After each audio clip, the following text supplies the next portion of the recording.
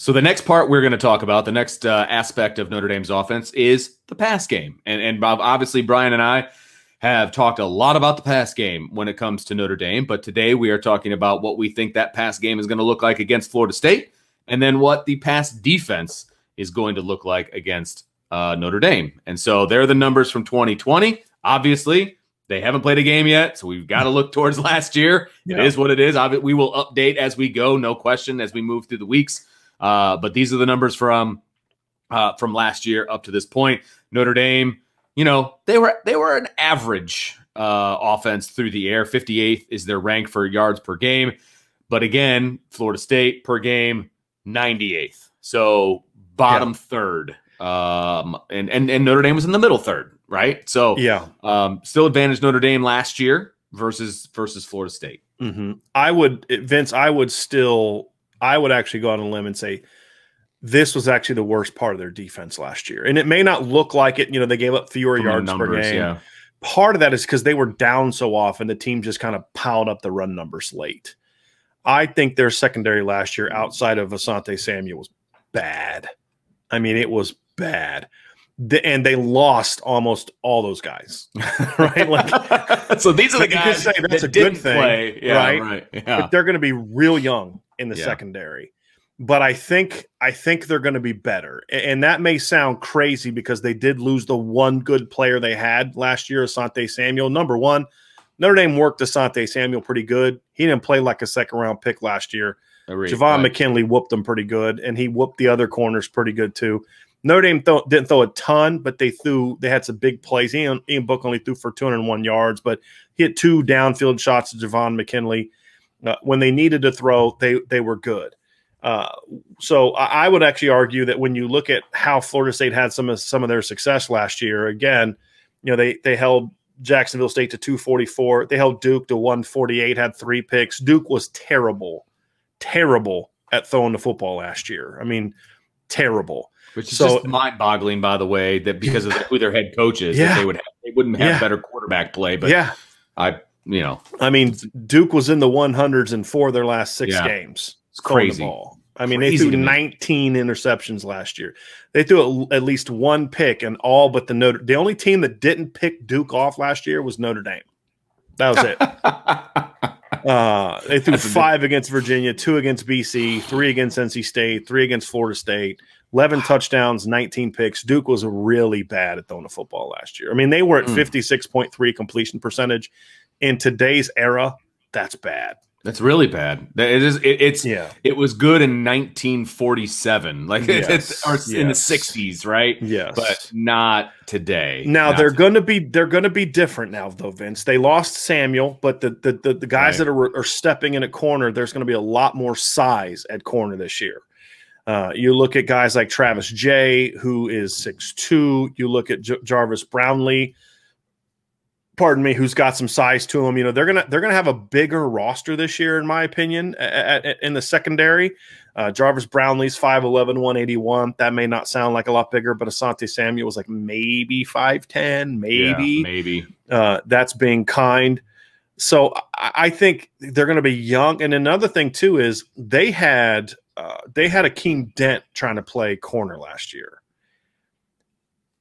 Akeem Dent's not a corner. Right. He's listed at free safety. Yes. In the depth chart I'm looking at, and the third free safety. Now, I think he's going to probably start for them now. I think that's a little bit of an older depth chart. I think he's kind of – because he was moving over from corner. That's why at the beginning of fall camp. Yeah, I think this is a pre-fall camp. Yeah, he played corner even in the spring. Gotcha. They have since moved him, and the latest I'm hearing is that he's kind of really picked it up the last couple weeks of fall camp because safety is where he should have been. The problem they had at safety last year is they had some run guys that just couldn't. They had some guys that were decent run defenders, but just guys that honestly shouldn't have. You never would have expected to play for a program like Florida State. Sure. And they couldn't run. They just couldn't run, Vince. Yeah. Akeem Dent can run for a safety. You know, they still have Brendan Gant at safety. He was in part of that, and he's not that good. So they still have some personnel deficiencies, but they do have Akeem Dent, and they do have Jamie Robinson. Now, my question is when they go to their 4-3 defense, I think you're going to see Jamie Robinson at strong safety and Brendan Gant out with Akeem Dent at free safety. And what's going to make that interesting is last year, Florida State against well, really a lot of teams, but especially against Notre Dame, they did a lot of single high safety. And they put their linebackers in a lot of pass game matchups. And that's an area where they're not real good. Yeah. And so, you know, you look at Jamie Robinson, who's like you said, safety body, really good run defender. I'm trying to look up his numbers. I think he had like 70 some tackles last year, Vince, if I can find his numbers.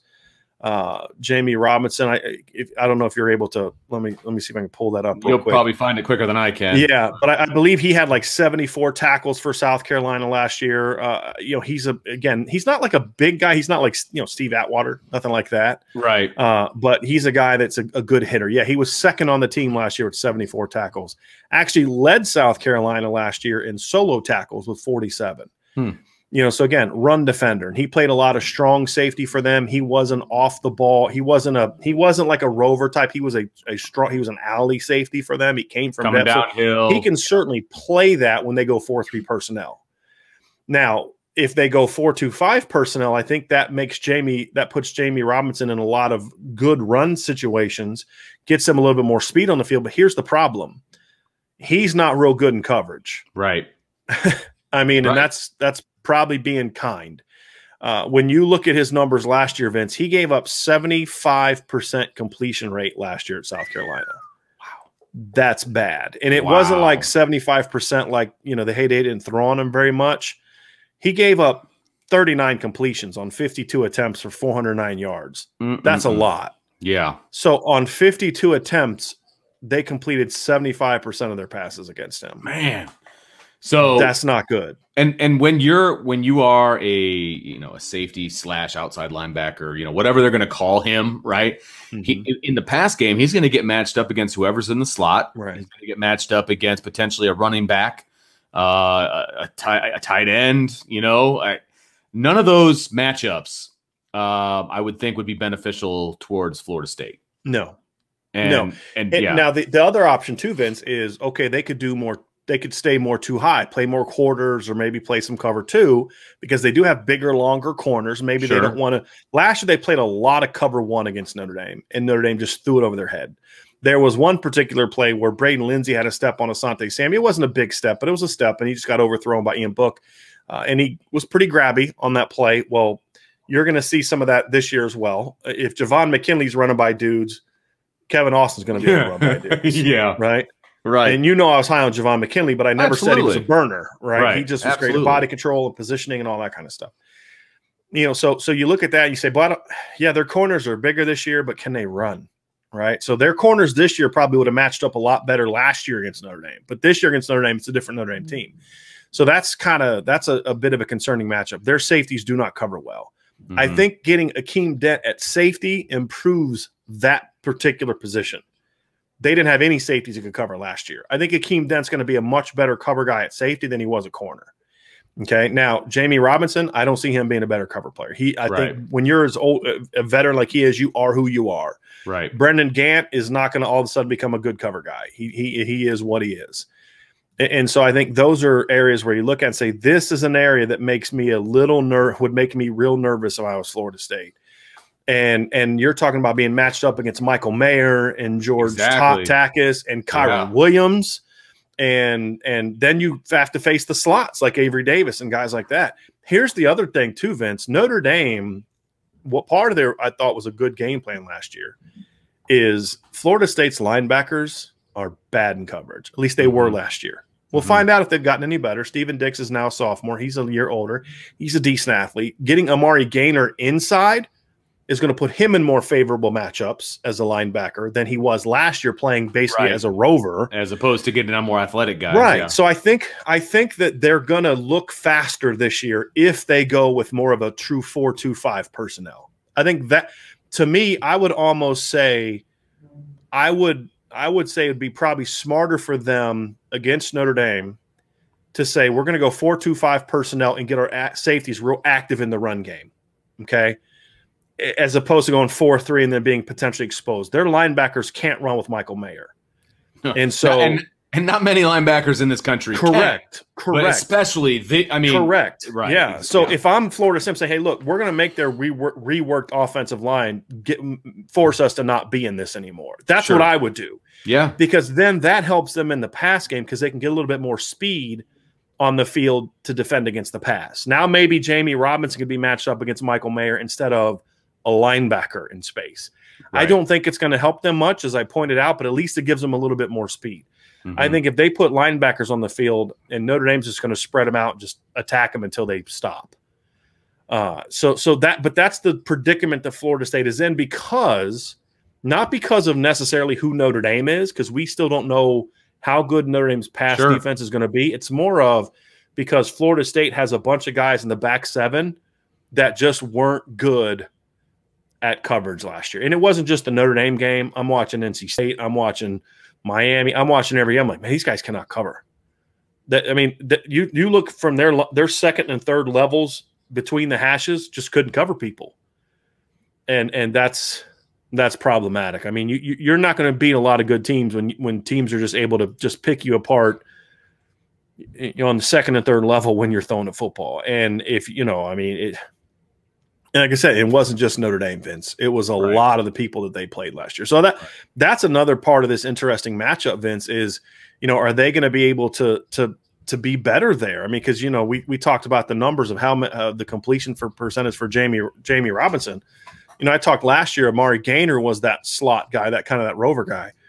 He gave up 84% completion percentage. I mean, that's not good.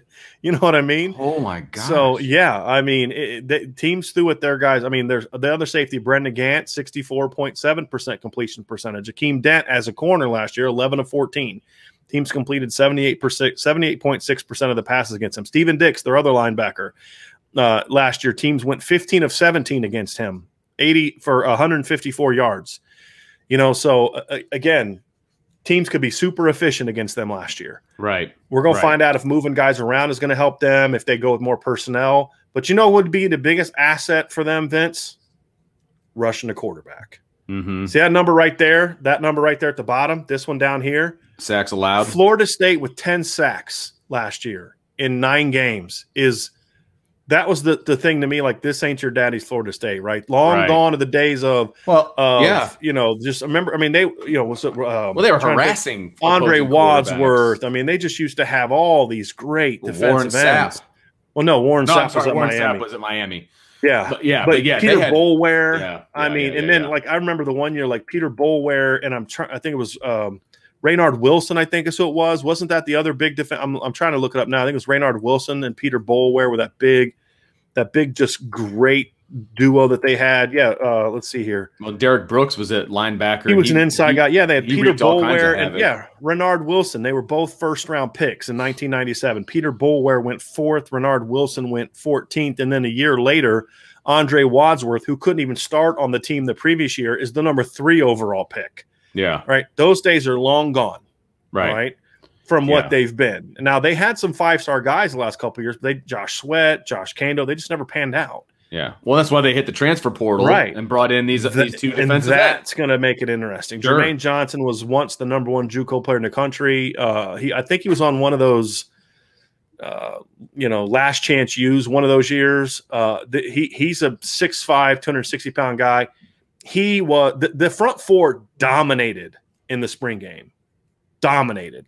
Like, it looked like Notre Dame's D-line. Well, yeah, what they did, and there's a reason partly for that too. But see, that's what we got. That's the unknown. Is it just, are they really that good, or is the offensive line is the line that bad, or is it kind of a combination of both? Sure, absolutely. That's something we're going to find out. And then you talk about you're going against Josh Lugg, who's a new starter. You're going against Blake Fisher, who's a freshman. Sure, that could be the great equalizer.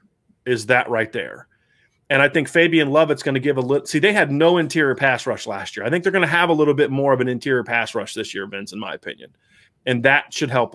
If it's true, that could help a little bit.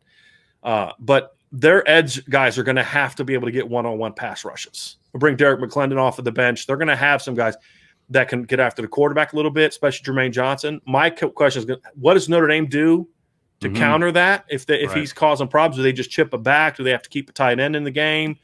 What is Notre Dame's counters if their edge players are getting after it?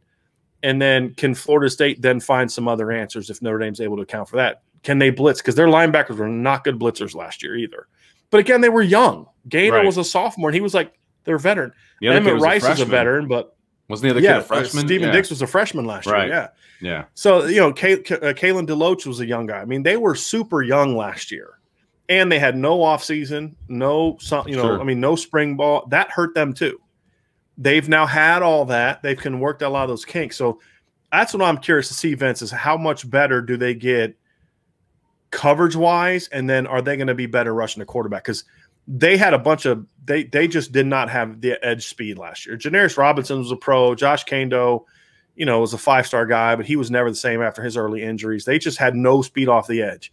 That won't be the case this year with Jermaine Johnson. Okay, Brian, it's that time. We're talking advantage game. Notre Dame's passing offense versus Florida State's passing defense. Again, I'm going to go out on a limb. I'm going to give the nod to Notre Dame. The word that you used was efficiency. And I think Notre Dame is going to be more efficient in the pass game, and Florida State's not going to be able to do anything about it. So I'm giving the edge to Notre Dame. I'm going there too. This is a little different than the run game, Vince. I do think Florida State's going to be better this year. I do. I've said I think they're a bowl team. I think their defense is going to get better, but better is a relative term. Right. And so I do expect them to be better. I think their pass rush is going to be better. I think they will have some moments where they get after Jack Coan a little bit. The problem is I just don't think they have the athletes to run with Notre Dame. And I think when you look at Jack Coan and the efficiency word you talked about, I rewatched the Notre Dame game yesterday, and there were 9 to 10 plays where Michael Mayer probably should have had 12 catches for about 170 yards in this game last year. Right. I mean, he just was like hitting moves, and then like all of a sudden there's like 4 steps between him and the linebackers, and he just wasn't getting the ball. Now, part of it was because Javon McKinley was in a one-on-one, and Ian Book threw a deep shot, right? So this isn't a shot at Ian Book. This is just more of a, he was going other places, and there were times when he, didn't find it and scrambled and did his thing, but I just think they're going to have a hard time chasing Notre Dame this year. And Tommy Rees last year did a lot of crossers. Remember, Michael Mayer scored on a crosser in the matchup against Emmett Rice. He just outran him. They used a high-low to get Braden Lindsey loose on a crosser. Javon McKinley caught a crosser. Tommy Tremble caught a crosser. Tommy Rees knows they're going to play a lot of man, and he knows they can't run with his players. Makes sense. And yeah, it does. And so I don't think that's going to change this year. I think he's going to have a real creative game plan to try to horizontally stretch Florida State, but then also take some shots like he did last year. It's going to come out of different looks, but I think that Notre Dame still has the edge. I think Notre Dame's going to hit some more quicks and some more bigs. I think that's the best way Notre Dame can neutralize that pass, that edge pass rush, is to hit some of those crossers, those quicks, those perimeter screens where you don't even give Jermaine Johnson a chance to get up the field. You're just catch and throw. I think those are some things that we'll see, and make them prove that they can cover in the second and third levels. Make them prove it. And I don't think they can. So I go advantage Notre Dame.